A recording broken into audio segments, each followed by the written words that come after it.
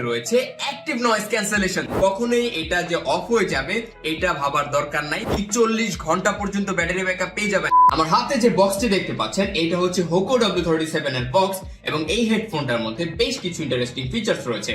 চলুন জানি একে একে। নাম্বার 1, এটা অনেক বেশি কম্প্যাক্ট এন্ড কমফোর্টেবল। আপনারা চাইলে এটাকে ফোল্ড করে যে কোনো জায়গায় ক্যারি করতে পারবেন আপনি যদি অনেক বেশি ট্রাভেল করে থাকেন। এছাড়া এর যে বিল্ড কোয়ালিটি এটা অনেক বেশি জোস। এখানে প্লাস্টিকের বদলে মনে হয় যে কোনো মেটাল টাইপ কিছু ইউজ করা হয়েছে, এত বেশি প্রিমিয়াম।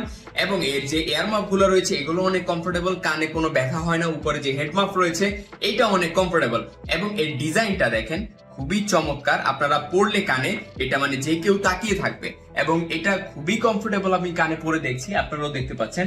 এবং এটা যখন কানে পড়বেন একটা ফ্যাশনের মতো ভাইব চলে আসে। নাম্বার 2, এর মধ্যে রয়েছে ব্লুটুথ 5.0 এবং 3.5mm audio jacket support. So Bluetooth 5.3 থাকার কারণে আপনারা স্টেবল এবং স্মুথ কানেকশন পাবেন 10 মিটার দূর থেকেও যদি কোনো অবস্টেকলস না থাকে।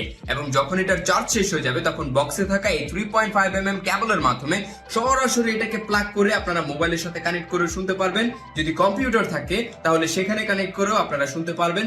কখনোই এটা যে অফ হয়ে যাবে এটা ভাবার দরকার নাই, কারণ আপনারা 3.5mm এর সাথে পেয়ে যাচ্ছেন এবং ব্লুটুথের মাধ্যমে আপনারা এর থেকে অনেক বেশি চার্জিং ব্যাকআপ পেয়ে যাবেন।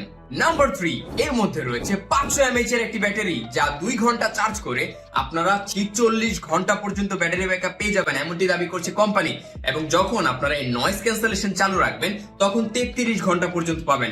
আমাদের ইউজে কিছু কম পেয়েছি কিন্তু তারপরও এত বেশি ব্যাটারি ব্যাকআপ আমার মনে হয় না কখন আপনাদের 3.5mm এর দরকার পড়বে একবার চার্জ করে নিলে। এছাড়া রয়েছে টাইপ সি কেবল এটাকে চার্জ করার জন্য। টাইপ সি পোর্ট হওয়ার কারণে আপনারা আপনাদের যে কোনো চার্জার বা ফোনের চার্জার দিয়ে এটাকে খুব ইজিলি চার্জ করতে পারবেন। নাম্বার 4, এর মধ্যে রয়েছে অ্যাক্টিভ নয়েজ ক্যান্সেলেশন। যখন আপনি এটা কানে পড়বেন এবং এখানে একটা বাটন রয়েছে ANC এর, এটা প্রেস এন্ড হোল্ড করে ধরে রাখবেন, তখন আশেপাশের শব্দ অনেকটা এটা রিডিউস করে দিবে।